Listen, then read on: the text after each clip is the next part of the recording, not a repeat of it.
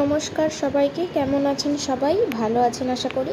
তো আজকে আপনারা দেখতে পাচ্ছেন আমি একটা সবজির রেসিপি নিয়ে চলে এসেছি। তো আজকে ঠিক সবজি নয়, এটা পাঁচমিশালি সবজি বলতে পারেন। আপনারা এখানে যা যেরকম ইচ্ছা আপনারা সবজি ইউজ করতে পারেন।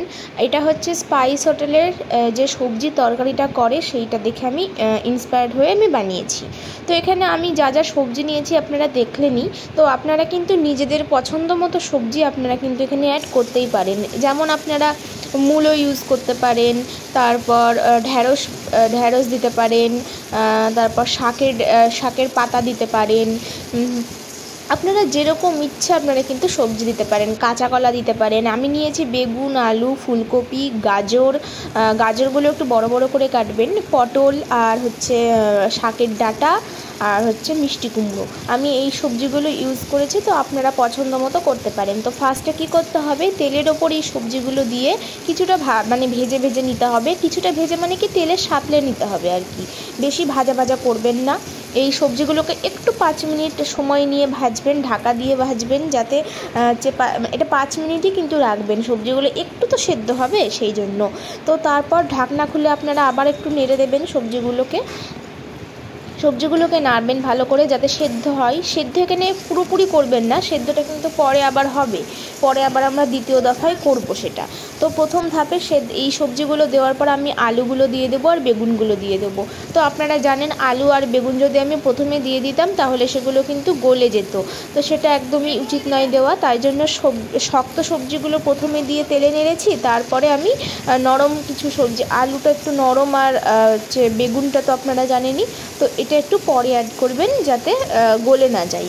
তো এই সমস্ত সবজিগুলোকে আবারও আপনি কিন্তু এরকম তেলে সাঁতলে নেবেন।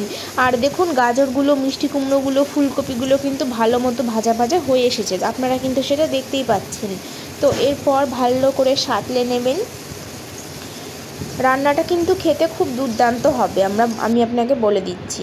তো এরপর একটু এই সবজিগুলোকে লবণ আর একটু হলুদ দিয়ে কিন্তু ভাজা করে নিতে হবে। লবণ আর হলুদ ছাড়া কিন্তু লবণটা দিলে একটু নরম হয়ে আসবে সবজিগুলো, আর হলুদটা দিয়ে দেবেন, কালার আসবে। এই লবণ আর হলুদ দেবেন, আর কিচ্ছু দেবেন না কিন্তু এর মধ্যে। এই দুটো দিয়ে ভালো করে নেড়ে নেবেন। তারপর সবজিগুলোকে নামিয়ে নেবেন কড়াই থেকে। আরেকটু তেল দেবেন কড়াইয়ের মধ্যে তেল দিয়ে 5 ফোড়ন আর শুকনো লঙ্কা কিন্তু ফোড়নে দেবেন। আমি শুকনো লঙ্কাটাকে দিইনি, কারণ অত্যধিক ঝাল আমরা খাই না, তাই জন্য শুকনো লঙ্কাটা আমরা দিইনি, কিন্তু আপনারা শুকনো লঙ্কাটা অবশ্যই দেবেন। তারপর তেলে 5 ফোড়ন, শুকনো লঙ্কা আপনারা সাঁতলিয়ে নেবেন। তারপর এখানে একটা বাটা মশলা আমরা ইউজ করছি, যেটা হচ্ছে পেঁয়াজ বাটা, আদা বাটা, কাঁচা লঙ্কা বাটা আর জিরে বাটা। এই 4টে মশলা আমরা কিন্তু বেটে ইউজ করব।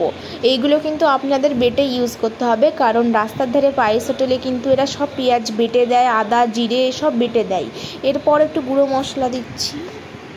এরপর আমাদেরকে মশলাটাকে কিন্তু জল দিয়ে নিতে হবে, কারণ গুঁড়ো মশলা আমরা অ্যাড করেছি। গুঁড়ো মশলা অ্যাড করার পর জল না দিলে কিন্তু তলায় লেগে যাওয়ার প্রবল সম্ভাবনা রয়েছে। তো তারপর ভালো করে একদম মশলার সঙ্গে ওই গুঁড়ো মশলা বাটা মশলা সব কিছু আমরা একসঙ্গে ভালো করে কষিয়ে নিচ্ছি, যাতে কষিয়ে নেওয়ার পর ওর মধ্যে দিয়ে তেল বেরিয়ে যায়। তেলটা বেরোনোর পর আমরা ওর মধ্যে অ্যাড করে দেবো টমেটো কুচি আপনারা আন্দাজ মতো অ্যাড করবেন। তো এই টমেটো কুচি অ্যাড করার পর আমরা আগে যে সবজিগুলোকে লবণ হলুদ দিয়ে ভেজে 5 মিনিট সেদ্ধ করে, অল্পটুকু সেদ্ধ করে যেটা তুলে রেখেছিলাম, সেই সবজিটাকে আমরা কিন্তু আবার মশলার সঙ্গে খুব সুন্দর করে কষিয়ে নেব। ভালো করে কিন্তু আমাদেরকে মশলার সঙ্গে এই সবজিটাকে ভালো করে কষাতে হবে, যাতে কিন্তু প্রত্যেকটা সবজির গায়ে কিন্তু মশলাটা ভালো করে লেগে থাকে। এরপর আমাদেরকে জল অ্যাড করে দিতে হবে পরিমাণ মতো। জলটা কিন্তু আপনারা বুঝে শুনে অ্যাড করবেন, বেশি জল হয়ে গেলেও কিন্তু ভালো লাগবে না।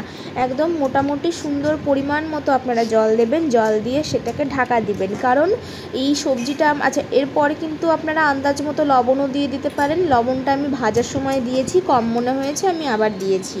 তারপরে আমরা সেটাকে ঢাকা দিয়ে রেখে দেবো।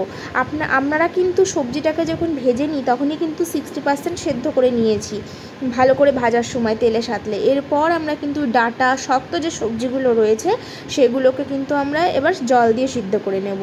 তো আমি ফার্স্টে একটু ঢাকাটা খুলে দেখলাম, তেমন ঝোলটা ফোটেনি। তো এইবার এখন কিন্তু ঝোলটা ভালো করে ফুটে এসেছে। ঝোলটা ফুটে আসার পরও কিন্তু আমরা কন্টিনিউয়াসলি নেড়ে যাব, নাড়াটাকে কিন্তু বন্ধ করতে পারবো না। আর ভালো করে ঝোলটা আবারও ফুটতে দিতে হবে। এরপর আমি দেখছি আলুগুলো টিপে টিপে যে সবজিগুলো সিদ্ধ হয়েছে নাকি, আলু তারপর গাজর এগুলো সবই আমি কিন্তু স্ম্যাশ করে দেখেছি, ভালো করে সিদ্ধ হয়ে গিয়েছে। এগুলো সেদ্ধ হয়ে যাওয়ার পর যখন জলটা একটু শুকিয়ে শুকিয়ে আসবে তখন আপনারা চিনিটা এর মধ্যে অ্যাড করে দেবেন। চিনি না দিলে ভালো লাগবে না, কারণ এই সবজিটা মিষ্টি মিষ্টি হয় হালকা, আপনারা খেয়ে দেখতে পারেন হয়তো।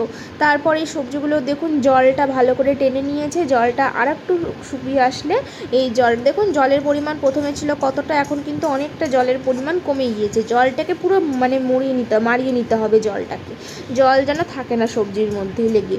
তো হালকা হালকা জল আছে দেখুন, সেটাও আমরা আস্তে আস্তে শুকিয়ে নেব।